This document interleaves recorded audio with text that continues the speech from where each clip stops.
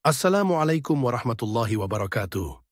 Selamat datang di channel Tausiah Ustadz, tempat kita berbagi inspirasi dan ilmu seputar Islam. Semoga video ini membawa manfaat dan menjadi jalan kebaikan untuk kita semua. Bismillah. Yuk, kita mulai. Rajam secara bahasa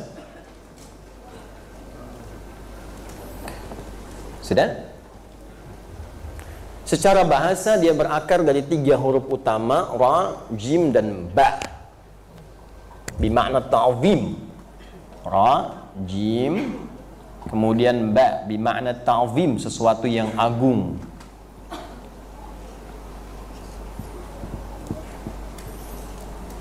Wal inbihar, sesuatu yang besar, dahsyat, istimewa. Sudah?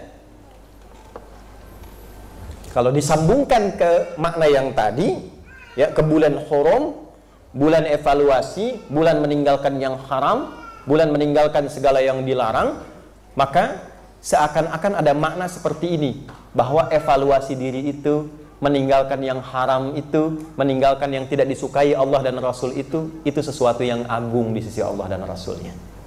Jelas sampai sini? Baik ya? Jadi bukan hanya mengerjakan sholat, mengerjakan puasa, mengerjakan segala jenis yang ma'ruf dianggapnya besar, tidak. Meninggalkan maksiat pun hal yang agung. Dan bukti seseorang benar mengerjakan yang ma'ruf ketika meninggalkan yang mungkar. Saya ambil contoh begini. Sholat itu ma'ruf atau mungkar? Ma'ruf.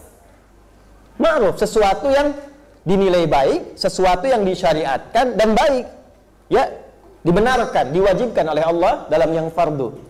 Tapi apa ciri keberhasilan orang yang benar sholatnya pada perbuatan ma'ruf? Tanha anil fahsya wal mungkar, ketika mampu menjauhi yang mungkar.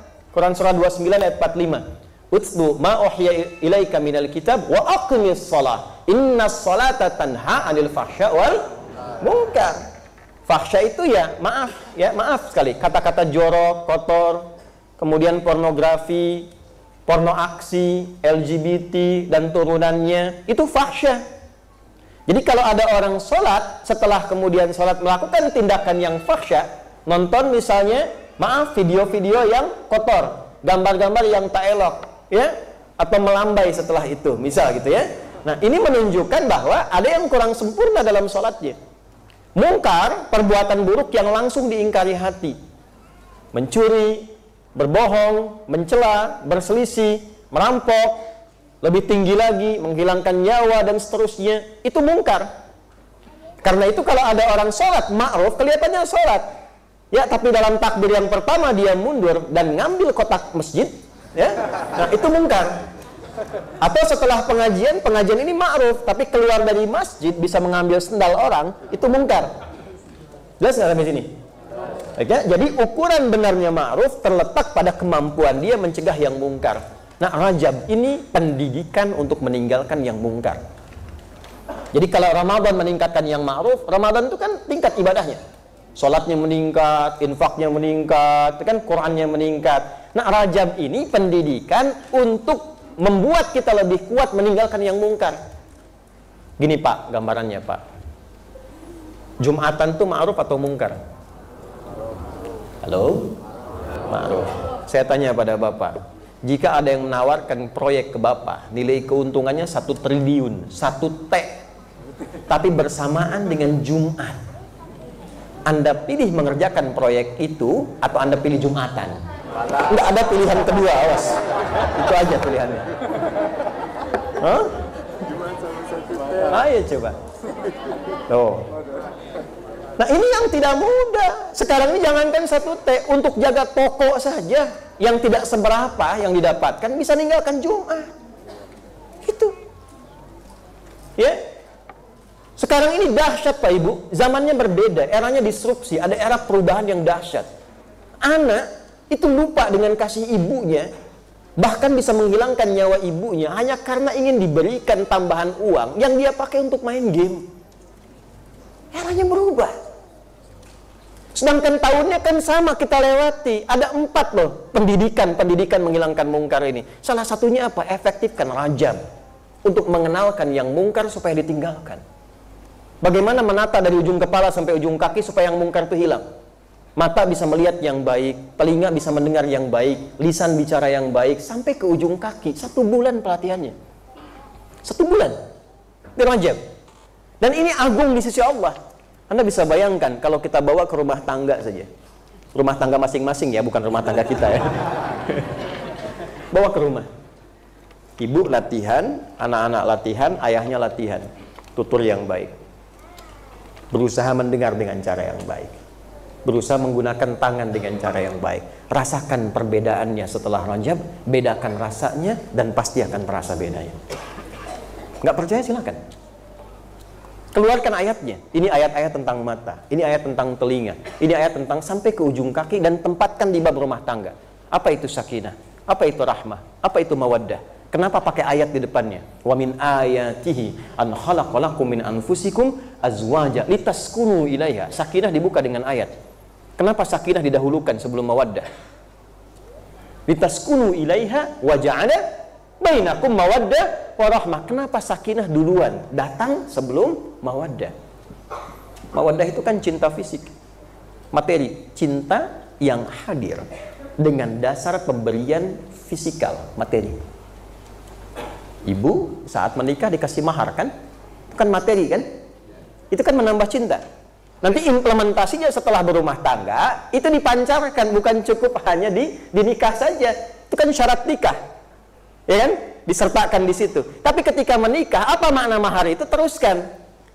Hari lahirnya datang istri, bawa hadiah, datang, ya. Itu ada mawaddah di dalamnya. Mama selamat milad ya, semoga berkah sisi Allah, semoga rumah tangga kita makin baik. Ini emas 2 kilo, misal.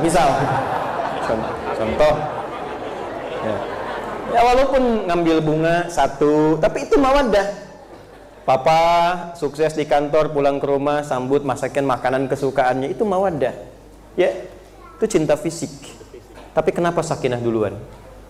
Sakinah itu ketenangan, kedamaian, kebahagiaan. Jadi maksudnya apa? Kaya, tapi tidak ada kebahagiaan di dalamnya, tidak ada ketenangan, itu hampa. Ibu pilih mana? Kaya tapi gelisah, atau miskin tapi tenang? Nggak ada pilihan ketiga. Okay? Nah, makanya ini penting. Nah, ketenangan ini nggak selalu dihasilkan lewat harta, Pak. Nggak selalu dihasilkan lewat kedudukan. Banyak kok yang punya kedudukan, rumah tangganya tidak harmoni. Banyak yang hartanya melimpah, tapi lebih banyak pisah.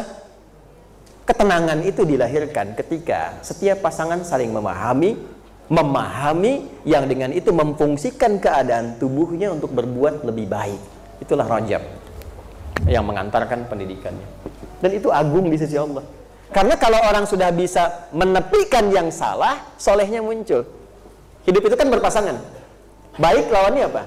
Buruk. Kalau yang buruk sudah nggak ada, yang baiknya muncul. Sebaliknya, kalau yang baik tenggelam, yang buruknya dominan. Kan konsepnya begitu. Dalilnya apa Ustaz? Surah 91. Ayat berapa? 7-10. Wa nafsin wa ma sawwaha fa'alhamaha fujuraha wa taqwaha qad aflaha man wa qad khaba man. Itu Al-Hasan Ibnu Ali, hafidh Rasulullah sallallahu alaihi wasallam wa radhiyallahu ta'ala anhum jami'an. Al-Hasan itu ada satu cerita dalam satu riwayat yang membutuhkan validasi tapi maknanya tinggi. Beliau jalan di era fitnah besar. Jadi ada Al-Hasan, ada Al-Husain, kita mesti kenal ini. Insya Allah setelah peresmian pesantren, ini belum diresmikan. Jadi setelah peresmian, nanti saya buka beberapa sesi untuk umum supaya tahu isinya. Itu dari depan sampai belakang itu ada maknanya, ada narasinya. Nah, ruang tunggu kami itu di depan ada Al-Hasan dan Al-Husain. Di situ ada profilnya, ada biografinya, keterangannya dan sebagainya. Jadi begitu Anda scan muncul penjelasannya. Kalau Anda ingin belajar tentang Quran, ketawaduan, sifat-sifat keilmuan, Al-Hasan. Tapi kalau Anda ingin tahu tentang kekuatan fisik, paras yang elok, tampannya, karismanya, Al-Husain. Itu gambaran dari 2 sifat Nabi SAW. Al-Hasan ini saat dewasa jalan dengan putra beliau dalam satu riwayat di era fitnah besar. Dicaci oleh orang, era fitnah yang sangat luar biasa, A, B, C, D dan seterusnya. Beliau diam. Perhatikan. Anaknya berkata, ya abati lima lam tarud. Pak, kenapa bapak enggak balas? Maksud balas tuh begini, klarifikasi aja bahwa itu kan enggak benar gitu. Perhatikan. Apa jawab ayahnya? Wa ma adri kaifa arud. Bapak tuh enggak tahu gimana cara balasnya. Untuk mencari kalimat yang mengklarifikasi tuduhan orang, untuk mencari kata-kata saja supaya mengklarifikasi, itu masih berpikir jangan-jangan nanti dia tersinggung dengan kata-kata ini. Itu nyari kosakata yang pas gak ketemu, saking baiknya orangnya. Ya. Jadi ada orang yang saat marah mau balas dengan kata-kata kotor lagi, dia nggak bisa tuh. Wal kaziminal ghaidha. Dia nahan dirinya, bukan hanya nahan, nyari kata-kata itu nggak sanggup karena nggak punya pulsanya.